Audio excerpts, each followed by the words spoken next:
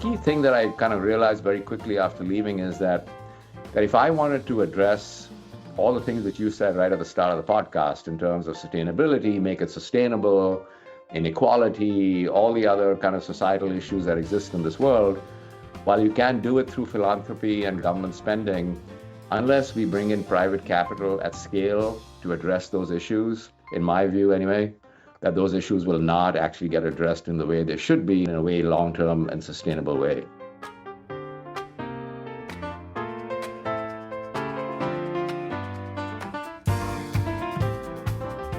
Like, what does sustainability mean? Sustainability means that you're focusing on the 3 or 4 key sustainable metrics which matter for your business, which are going to create long-term value in terms of upside and minimize long-term downside risk.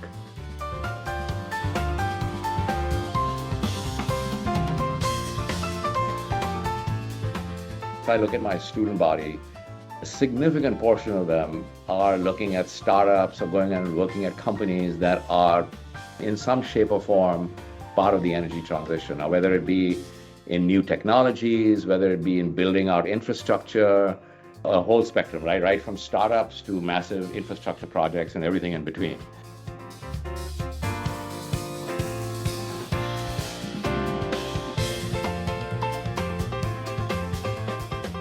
This climate and sustainability is always talked about as it's a risk, it's a good thing to do for the world, it's important, otherwise we won't be able to breathe and all that. All important. But this is a once in a lifetime generational investment opportunity and a business opportunity for people who are in their 20s.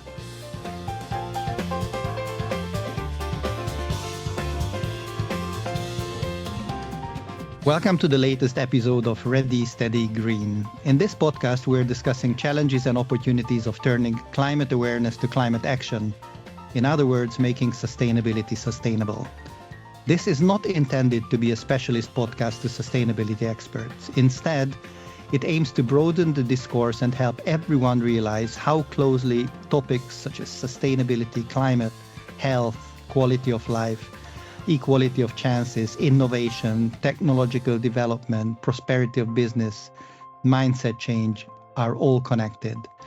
The episodes from Ready, Steady, Green aim to inspire everyone to step up and step out in their lives and in their communities. Make sure to follow us on your favorite podcast platform, share it with your friends, and invite others to listen. You can also listen to our earlier episodes and feel free to send me a message. Who would you like to invite as our next guest for the show?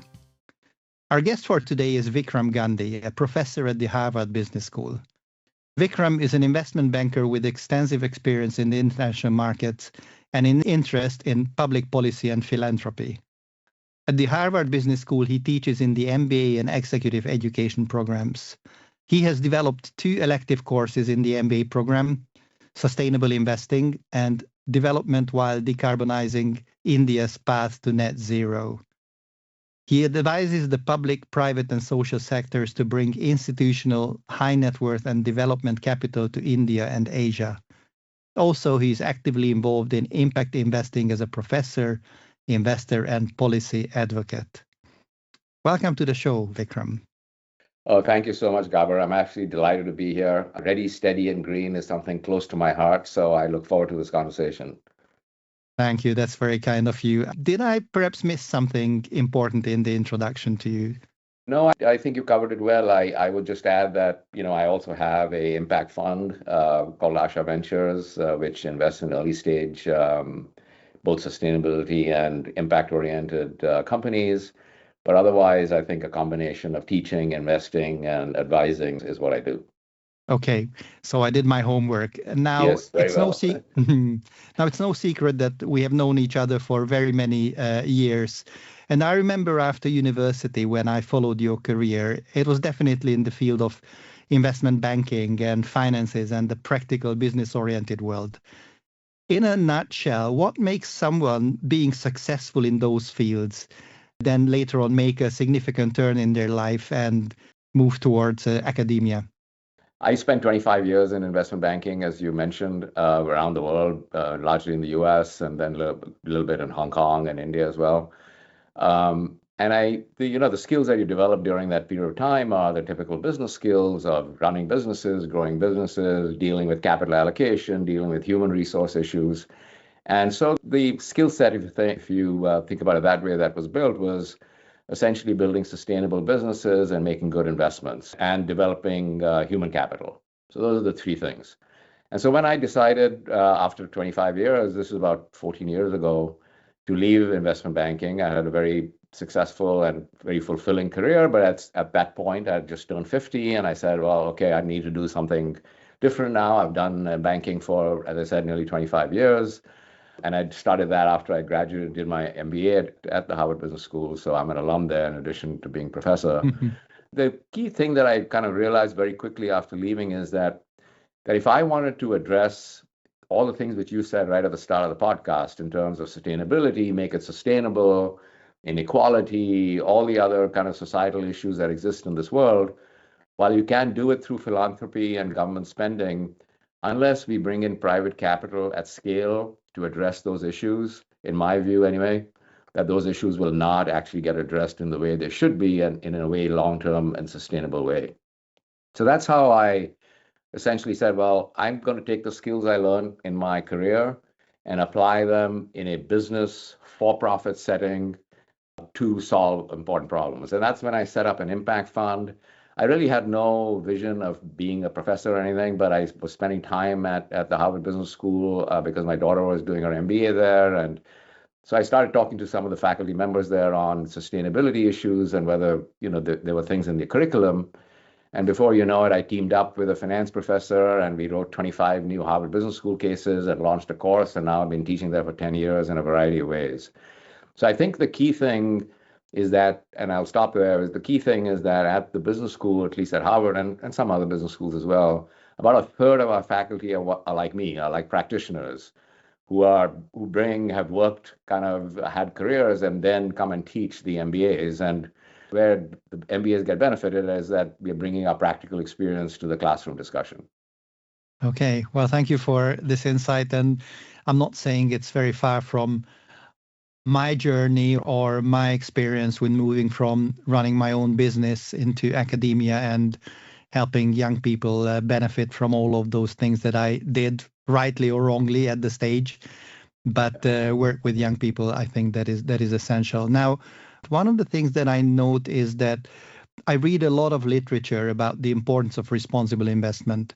Everyone agrees and everyone claims that how important it is and that they are doing so. However, when I myself try to help someone in their investment decision, not that I am qualified to do that, but they were just interested in my views, I found it was very difficult to get actual credible information and 100% bulletproof information and confirmation whether investment is sustainable or not. What could be the guide points here? So I think the first thing is like, what do people actually mean by a sustainable investment? And I mean, that itself is such a wide, it's subject to so much interpretation. Like, what does sustainable actually even mean? The way I think about it is that, you have basically got two pools of capital in this world. One pool of capital is what I call fiduciary capital, which is the majority of capital in this world, and I'm talking about the private side, private capital, is essentially that needs to earn its commercial rate of return. So, for example, pension plans, insurance companies, family offices, the asset owners, I would say, the people who actually ultimately own the money, and sovereign wealth funds would also fall in that category. And so their kind of mission is to earn a fiduciary return, which is that they can't sacrifice the returns in the name of public good and social return and all that. So that's one. The other pool of capital is where, you have more values, could have values-based investing, which is that for achieving a certain societal goal, I'm willing to sacrifice some return, but I want to have measured impact. And so there, family offices and some sovereign wealth funds, et cetera, fall in. And even governments actually are starting to do that. So I think when I think about sustainable investing is where those investors, particularly the fiduciary kind, are intentional about the fact that in addition to the financial return, which is very important, they've identified 2 or 3 key criteria of impact or sustainability, whether it be climate change, inequality. I mean, there's a whole slew of ESG kind of metrics. But they've been pretty intentional about the fact that they are going to measure those metrics in addition to financial metrics. And so I think that's where, in my mind, when investors are looking at sustainable investing, is to really look at, well, in addition to the financials, how are these companies or these funds or whatever the ETFs that you might be investing in, how are they actually measuring the impact they're having, and are they intentional about it? I mean, that's, I think, is the key difference to think about. So if I follow this well, would this mean that you believe that it is possible to actually match sustainability goals with profit motives or profit expectations? Absolutely. So in the public markets, it's actually been shown over multiple periods of time, because let's again break down the kind of universe of capital into publicly traded companies and private. So in the public, because there has been a lot of data, it's been shown that, and we have a lot of research that we can point to, where if companies focus on the 3 or 4 ESG things that actually matter to them, which are material to their business, that they outperform. And so it's kind of, if you think about it, it actually makes logical sense, right? So there are about 600-700 different ESG factors. But for every company, those 600-700 don't matter, right? So for an oil and gas company, the ESG matter, the carbon emissions and all will be very important. For a consulting company, human capital management, et cetera, will be very important. Right. For a manufacturing company, supply chain kind of quality would be very important. So if you actually look at the company, there'll typically be 4 or 5 ESG metrics which are core to the business, and if done correctly, help the business perform better. And so, that's where I think the difference comes, because that's why I started off with, like, what does sustainability mean? Sustainability means that you're focusing on the 3 or 4 key sustainable metrics which matter for your business, which are going to create long-term value in terms of upside and minimize long-term downside risk. I mean, those are the 2 things. Mm-hmm. And so there's enough evidence that investing in companies which focus on those, right? It's like saying, for me to grow the business, I focus on my customer, I'll focus on my margins, I'll focus on my distribution, the core things of a business model. ESG is very much part of that. If you think about it, there's been actually and the research that I'm pointing to, it shows like over a 30-year period, a 6% per year differential in returns of companies that focus on material ESG factors, report them, monitor them, have core part of their metrics, versus other companies that either don't focus on it or focus on ESG in such a broad way that is actually not impacting their business, and it's more what I would call greenwashing. And the private side, there are now lots of funds, in major PE firms like TPG and Blackstone and BlackRock and others that have set up impact funds. They're on their 2nd or 3rd fund. They're very intentional about impact and sustainability. But all this has happened only in the last 5-10 years. And so while there is anecdotal evidence that you don't need to sacrifice returns to have a good impact, I think we need a little more time to actually establish that as a fact. What comes to my mind is the way you explain this. It's really convincing, and clearly a 6% difference is a very convincing factor in itself. So if it is so clear that one can achieve a significantly higher margin, how come it is not more investment funds or companies or investors who go on that route? Yeah, so I think the challenge, quite honestly, is that focusing on those factors, like, for example, if I am now remodeling my business because I think climate risk is a big risk, and so therefore I need to modify my supply chains, my manufacturing process, my distribution process, because over time, climate risk becomes more and more risk. And you try and get ahead of the regulation before regulation hits you. You can try to get ahead of the curve, or alternatively, that there are some really fabulous opportunities out there which you miss because you haven't really thought about sustainability as a business opportunity. The thing is that those are kind of medium to long-term kind of investments. So if you're going to make an investment in your business model change to deal with climate risk, it takes 3, 4, 5 years for it to materialize before you get the returns. And so the big conundrum, I think, partly is that asset owners, and that's why I mentioned asset owners at the start of the podcast, they typically they're multi-generational. They have a 20, 30-year time horizon. When they talk about quarter, they're not talking about 90 days, they're talking about 25 years. And Right. so because they pension liabilities, like in UK or Hungary or US, the pension liabilities are over 25, 40 years. If I advise a Canadian pension plan, they have an actual evaluation of 70 years. And so they are thinking long term, and climate risk and opportunity is a real long term issue for them.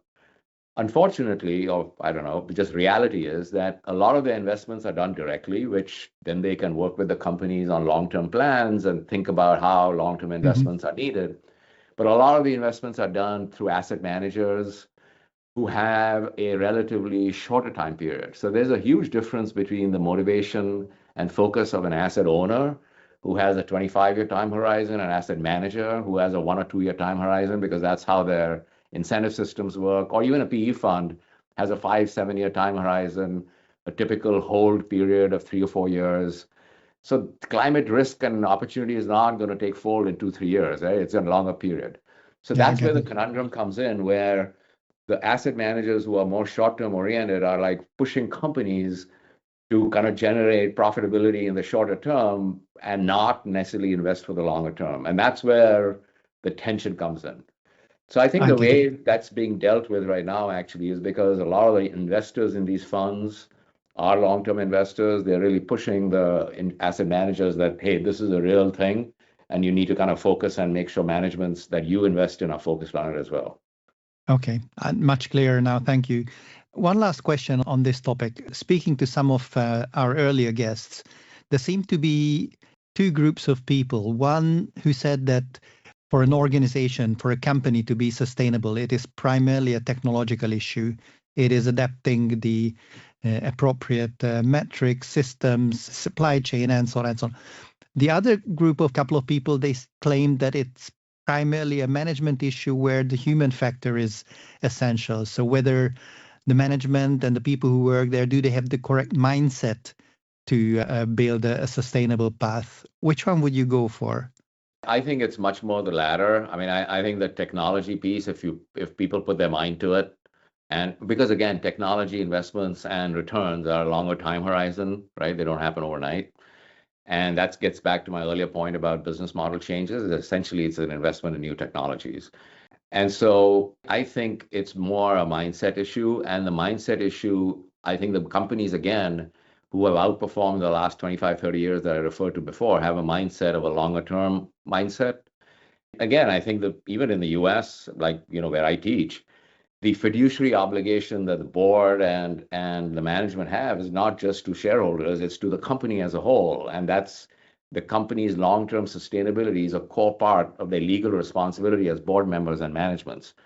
And so I think the companies are the ones that actually have that kind of mindset are the ones who outperform. So I think the mindset is more important because once the mindset is there, it leads to capital allocation for new technologies. It leads to patient kind of monitoring of those new technologies and better execution. All right. Thank you for casting your vote here. Now, in the next couple of minutes, I would like to turn our attention a little bit to India, your Yeah. home country and a country with which you keep regular contacts, professional, personal, Yeah. business contacts. So, when I read about India these days, usually two things come up. One is that clearly it is turning to become one of the economic powerhouses of the world, rising rapidly on the rank of countries in terms of their overall GDPs and any other factor. But Yeah. at the same time, I read quite a lot around sustainability challenges in terms of the countries facing, coming from the population, coming from the energy and industry structure, and so on. What is your perception of today's India and the future of India in sustainability terms? Yeah. I think this is a real challenge in India, and that's part of the reason why I developed this new course, which you referred to at the introduction of development while decarbonizing India's path to net zero. And let me just give you maybe a minute of context here. So India is this year will become the third largest economy in the world after the US and China. Now the gap between the US and China and the third economy is very large. So it's very comparable right now in the size to the UK and Germany and Right. Japan and all that, but it's going to be third. More importantly, is the largest large growth economy. I mean, it's growing at 7-8% a year. And so the implications of that are that everything that kind of so-called pollutes, let's just focus on the sustainability factor, everything that pollutes, power is about a third of India's carbon emission. Hard to abate sectors like steel and cement are about 25% of the carbon emission. Agriculture is another 20-25%, rice particularly, and cattle, right? Huge. Mm. And then mobility and real estate. I mean, if you add all those up, it's nearly 90%. All those essentially, because of the growth of 8% on a population base of 1.45 billion, and not growth in population, but growth in GDP, and therefore Right. the growth GDP per capita, is that the demand for all those things is expected to go 4x or more in the next 20 years. And so if India carries on in this path of growth with that kind of emission trajectory, it's going to be a real disaster because the actual negative impacts on climate change in a place like India are going to be far worse than what will happen in Europe or the US or the OECD generally, just because the infrastructure to deal with it and the money to deal with it is not there. There's a massive recognition that this is a problem and that needs to be dealt with. And so balancing this growth with a decarbonization, or what I call how do you achieve low emission growth, is like a key agenda item. So I'll give you one example of a success and how that potentially can be replicated going forward. And the success really would be renewables. 10 years, 12 years ago, renewables were not a thing in India. Today, they are 50% of the energy capacity in India. 50%. 50, 50. 50. Oh my. Yeah. But that's the capacity, but the actual generation from renewables is only 25% of the total. And so let's talk about those two things. The reason it got to 50% is because of the incentive systems put in by the government 10 years ago in terms of providing subsidies, one, and now taking them away, while the cost curve of installing solar and wind kind of started coming down. Two was they mandated, because they are obviously a huge consumer of power, they mandated private sector that X% of energy being put into the grid had to be renewable. So they forced the private sector to do it through regulation. And then the third is they've created enough of a risk-sharing mechanism that renewable producers would actually invest in that. So as a result, it's gone from literally zero or nothing to in like 10, 12 years ago to 50% today. The reason why the capacity is 50, but the generation is 25 is because storage technologies don't exist to actually have 24/7 seamless power. So the base load factor is still coming from either coal or oil gas fired plants. And so therefore investing in technologies, grid level technologies around storage is a key issue. And that's happening big scale in India, because once you get that, and it's happened globally, by the way, like in the US, if people talk about Texas and oil and gas state and this and that, if Texas were a country today, it would have the fifth largest installed capacity of renewables in the world, right? Wow. Fifth, right? It's basically China is by far number one, India, US number two, Germany number three, India number four, and Texas number five. Who would have thought that? Why, I wouldn't have. No. Yeah. I mean, Texas is like this, oil and gas state and this and that. It's like it's got so much sun and wind that renewables make a hell of a lot of sense over there. So they have them, Right. but they don't have storage, or they don't have enough grids. So I think technology innovation, getting back to the India thing, that's a big, big issue. And now they're trying to replicate the same thing in cement, in steel, and EVs. And I think what's going on in the Middle East right now is actually, again, been a real massive wake-up call about energy security, because India is like hugely dependent on oil imports, and mainly a lot of it coming from the Gulf and coming from Russia. And so they've basically now, I think the acceleration of not just renewables, but geothermal, hydro, there's a big talk about nuclear, like really pushing the country in that direction will accelerate. So it's a challenge because, at the same time, you've got to have growth in terms of GDP per capita, get people out of poverty. And so Right. but there are lots of interventions. There's the power side. On the steel side, the steel companies are very focused on reducing intensity of steel emission, right? Bringing down the CO2 per ton of steel produced. But if your capacity is doubling, so I have the largest steel company is part of my course. We go and see all their steel plants and all that. But their capacity is doubling in the next 5 years. Even if they drive down the emissions per unit of production, if their capacity is doubling, their aggregate emissions are only going up. Right. So this is a huge challenge. But I think what's important is that it's recognized as a challenge and being dealt with it. And in your experience, how do Indian businesses relate to this challenge of sustainability? Do they see this as an obligation which is enforced on them, or is it rather a business opportunity, or is it a mixed bag? I think it's a mixed bag. I think there's a whole spectrum. I mean, some people just are totally oblivious of it and just don't care, because once regulation, which it will happen, comes and they're not prepared for it, I think they'll be in trouble.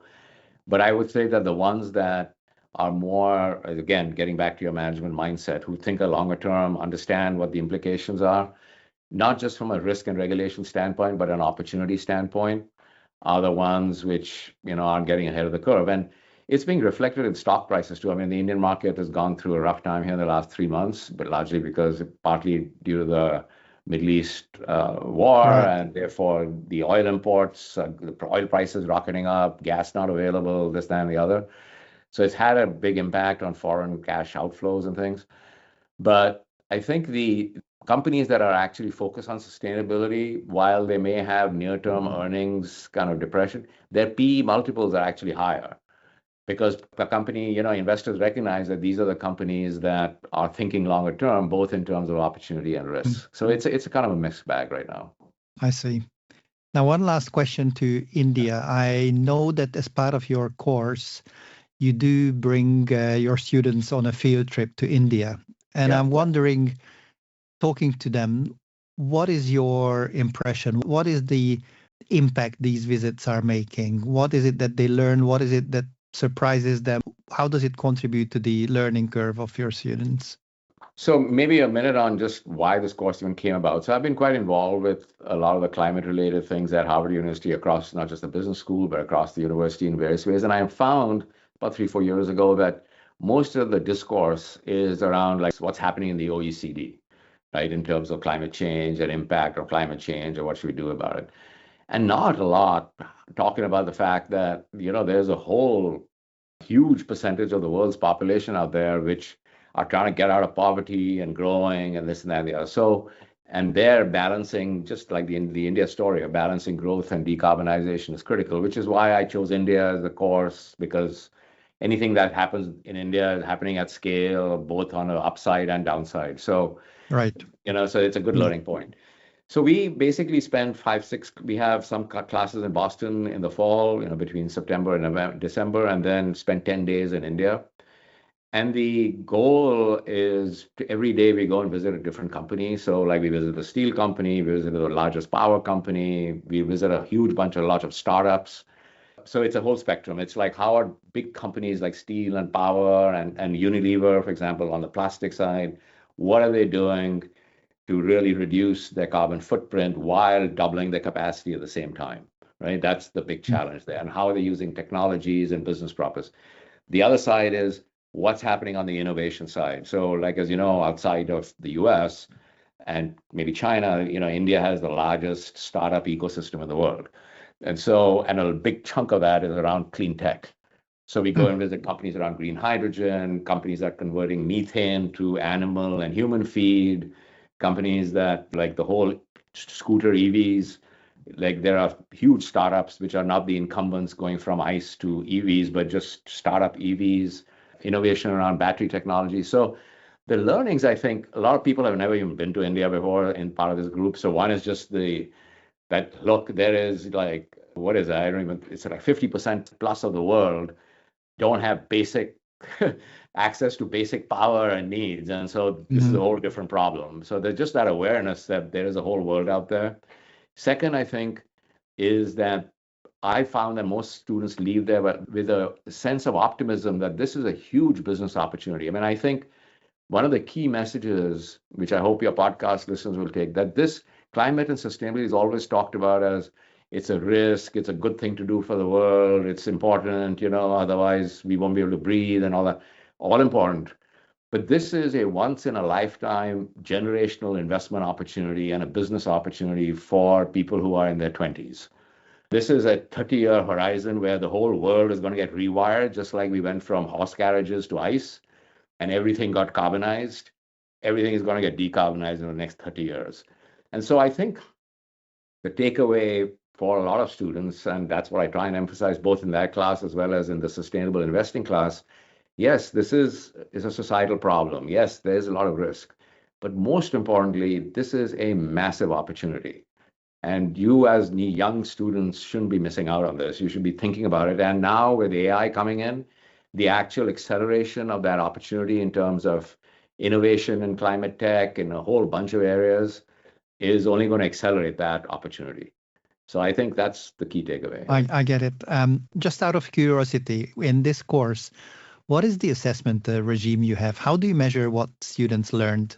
Is it related to the field trip itself, or is it broader by any means? I think it's a little broader in the sense that it's a course, right? It's a full credit class for, basically to get an MBA at Harvard, you have to take 20 courses with full credit. So this is one of them. Essentially, we have so the class is divided into teams, and each team has to do a research paper. So there's a research paper on like a hard to abate sector. So one team works on steel, another team working on power, like how do you build out the whole renewable infrastructure, another one working on green hydrogen. So the learnings really come out of that research paper. They also have blogs and stuff, which I'm sure you've seen on LinkedIn, which we post over there. So I think, is there like a more formal metric, like I didn't know this and before, now I know this? Probably not, but it comes across through the research papers and the blogs and the dialogues and the class discussions. Okay, thank you. Now, to have a little break, I brought along a game. Okay. And this is a game that I've been playing with all guests on my podcast so far. So we are now in episode 13 of Ready, Steady, Green, and I would like to bring a couple of terms or word, all starting with the 13th letter of the alphabet, which is letter M, the English alphabet. And I'm curious to hear from you in maximum 1 minute, what associations, thoughts come to your mind in relation to sustainability when you hear this one word or term. So you're ready for the challenge? Yeah, okay. So the first one is mitigation, and especially in the context of mitigation versus adaptation. What comes to your mind? Carbon capture and sequestering. That, for me, is like one of the biggest solutions and opportunities that exist. Okay. And do you see it coming, or is it very much... Yeah, the technology is there, just like renewable technology was there 10 years ago, just like battery technology is there right now. What is not there right now is that it can be produced or done at scale at a price point that makes sense, economic sense. And so I think the work, and again, like I keep on going back to renewables, that's where renewables were 10 years ago. They were available, the technology existed, but they were too expensive. I think that's where carbon capture is right now. And I think there's a lot of work being done to drive down that cost because scale starts going up. And you also need what carbon capture means, you capture the carbon and then you got to pipe it. And if you're going to sequester it, you got to pump it back down into the earth and seal it off. And that takes a lot of public-private partnership and building out the infrastructure. So I think it will get there. The technology is there. It's about scaling and cost curves. Okay, thank you. The second one is microplastics. Yeah. Any thoughts on this one?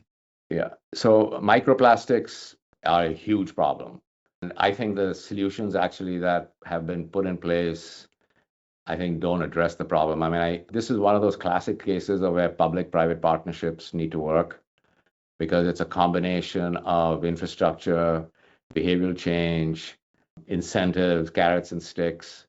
And I think a lot of talk has been done around it, but I think a long way to go. Okay. And the last one, I think you will be especially close to your heart. It is around market and market failures. Yeah. I think the market failures, in my mind, deal with short-termism. Companies and managements that have been thinking longer term, the market failures typically come about because they get pressured into doing short-term things which are not good for the long-term value creation for the company or its stakeholders. And I think that's a big issue around market failures of this short-termism of asset managers versus long-termism of the asset owners. Which I think draws an interesting parallel to one of the earlier discussions when there was word about the difference of time frames between Right. a scientist's thinking and a politician's thinking. Right. And there again, they might agree on many things, but what they need to think about and by what time they need to reach somewhere is vastly different. Yeah. And I mean, getting back to your India question, that's also a huge issue in India, right? I mean, it's a democracy. Every 5 years, there's a national election. Pretty much, there are 26 states that have state elections. Just 3 or 4 of those state elections just finished a few weeks ago. So there's an election going on all the time. And so people are voting with their pockets, and again, no one, like, climate change is a collective action problem. It's a tragedy, the horizons problem, tragedy of the commons problem. And so the Right. politicians have to balance, like, I need to get voted again versus dealing with some long-term problem of climate change. So I think it's a big issue. Yeah, I get it. Thank you. And thank you for standing up for these challenges in terms of these quizzes. Now, I would like to move on geographically and turn our attention a little bit to the US, where you are based and working.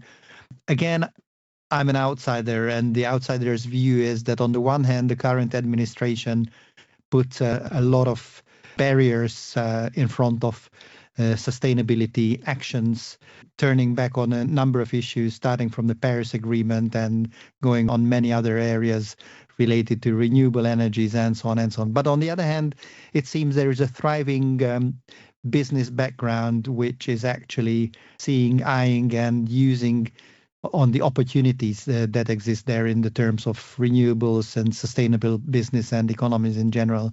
So what is actually the situation now? Yeah, so I think that, I mean, if I look at my student body as well as if I look at what's happening on the ground when talking to companies, because I spend a lot of time with companies in this area, I think the opportunity in terms of, as I said before, like if you think about this as a investment generational opportunity of changing in the next 20, 30 years, I think the companies are still very much focused on this. So let me break it up. So if I look at my student body, a significant portion of them are looking at startups or going and working at companies that are in some shape or form part of the energy transition, or whether it be in new technologies, whether it be in building out infrastructure, a whole spectrum, right from startups to massive infrastructure projects and everything in between. And I think that people see this as a really interesting business opportunity. I would also say that while there was the act called the Inflation Reduction Act, which was passed in the previous. Right. That was by far one of the largest incentive systems that have been put in place by the U.S. government, since World War II. And yes, some parts of that have been taken away by this current administration because they believe that, those subsidies are not justified, and that's their view, and that's fine. A lot of the subsidies and incentives are very much in place. I mean, around storage, around nuclear, around carbon capture, a significant percentage of those are very much still in place. And so I think the US, we're talking to companies and all that, they are still very much implementing the plans that they had. Again, not because they're trying to do good for the world and all that, it's just because it's good for their business. So I think, while the headlines sometimes give this impression, and clearly, stepping out of some of these global agreements sends a pretty strong signal to the rest of the world, that I think on the ground, a lot is happening in terms of taking advantage of these opportunities. So your students actually see this as an opportunity for themselves in identifying places where they want to work and where they want to start their businesses. Is that so? Absolutely. There are, I would say, I mean, I don't have a percentage, but I know, because a lot of them come and talk to me because they know this is my area of expertise and interest. And so I know, for example, like the first year students that I just finished teaching, who then do the summer, and then the elective course in India is an elective course in the second year. I know a few people going into the startup world, a couple are going into investing like VC, cleantech investing, or PE, cleantech investing, infrastructure investing. So it's from an investor lens. A lot of consulting firms have now this kind of energy transition vertical where they're advising companies on how to kind of plan for the energy transition. So a lot of people are going into consulting in that area. And then on the operating side as well. Yeah. So I'm seeing it across the spectrum. I see.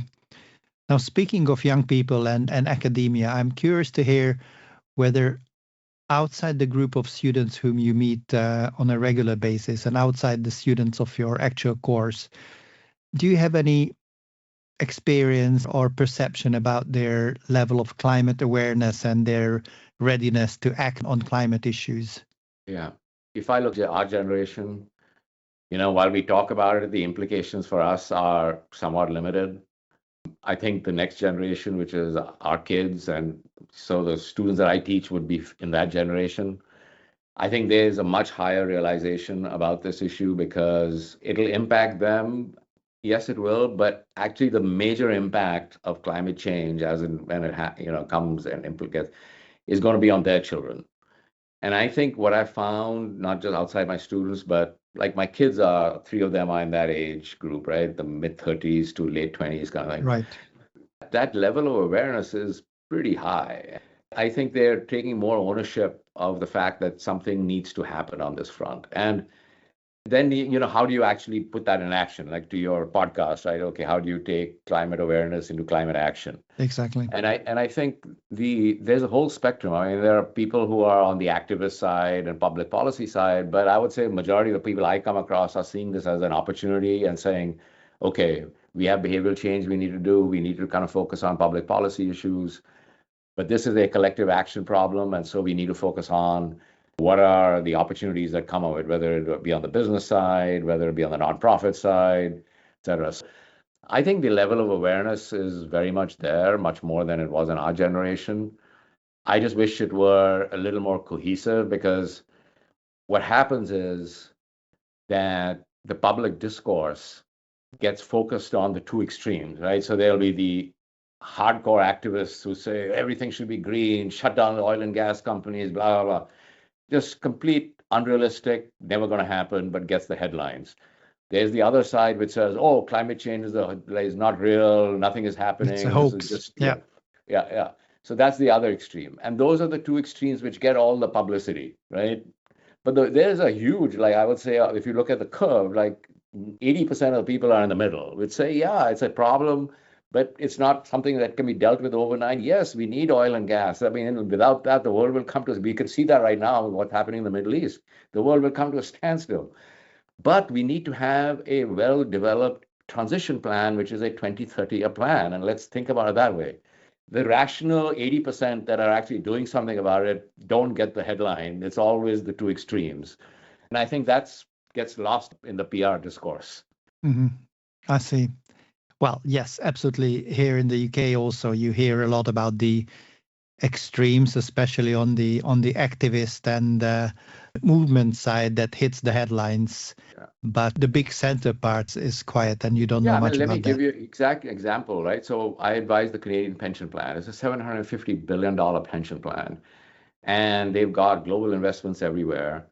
And they're Canadian. They're managing Canadian pensioners' money. And so they invest in oil and gas companies because they believe is that they can engage, they can provide long-term capital as these companies transition from a very carbon-based business model to a non-carbon-based. And that's their view, and that's how they're operating. And at the same time, they're looking at decarbonizing their whole portfolio. But because of that, they'll have people standing outside their offices with placards, sell oil and gas, sell this, sell that. So those people get all the headlines. Yeah, but there is a genuine and valid movement, actually. Also, for example, with universities, again, here in the UK, there are cases where universities are pushed to divest from oil and gas companies or anything to do with the fossil industry, simply for the same conviction. Yeah, I personally disagree with that.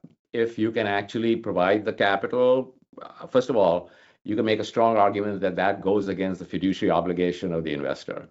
right? If as soon as you reduce the universe, and the people who are fiduciary investors who have divested of oil and gas, they use the same logic as tobacco, that the actual litigation risk is Right. so high, there'll be stranded assets, therefore we are not investing. And that's fine if that's what they believe. But if they're not investing just because oil and gas companies create emissions, then I just think that's the wrong reason not to invest, in my view anyway. Okay. Now, in the last few minutes that we have left, I'm really curious to hear a little bit about the future. And it's not that I'm asking you to tell what the future brings, but I'm interested in your personal plans or some exciting project that you have in mind. Is there perhaps another course in the pipeline that you're planning, or where do you want to take it from here? Yeah. So I think one of the key courses and work we're doing, ultimately, if you zoom out, this solution or the solution to these problems around sustainability, like has been in any problem in the past, ultimately is about creating new technologies which can be adopted at scale and that make economic sense. And clean tech, it has got its own issues because unlike other investments, it's about investing in new technologies, but also being able to scale them before those technologies are actually proven in terms of building the manufacturing capabilities and et cetera. And so I think a lot of my work and some of the new courses really be about tough tech investing in new technologies, whether it be early stage, later stage. The other big one is infrastructure build out around AI. So 2 years ago, we weren't even talking about AI, but the fact is that like aggregate emissions in Europe and the US have been coming down the last 2 years. I fear that with AI, and it's going to happen, that a lot of the AI data centers are being fired up by gas and others. And because, again, the renewable technology does not work 24/7 in terms of reliable energy, that trend is going to reverse. And so my hope is that investments in technologies that can result in data centers being fired up by renewables, whether it be nuclear, renewables, other forms of cleaner energy, kind of accelerates. So that's a lot of the exciting work that I see happening in the next 5 years. All right. Well, thank you very much. This has been a very inspiring discussion. I really appreciate your thought and our travel around the world, including India and the US. And I wish you all the best for your endeavors with your students and with your projects. Thank you so much, Gabor. Thanks for hosting the show and thanks for having me on it. This is terrific that you're doing this. Thank you. And thank you, everyone, for listening to our podcast today. If you liked it, make sure to follow us on your favorite podcast platform, share it with your friends, and invite others to listen. You can also listen to our earlier episodes and feel free to send me a message. Who would you like me to invite next? Help us get the message through. We all need to act on sustainability now. This was Gabor Sarlos with Ready, Steady, Green. Bye for now.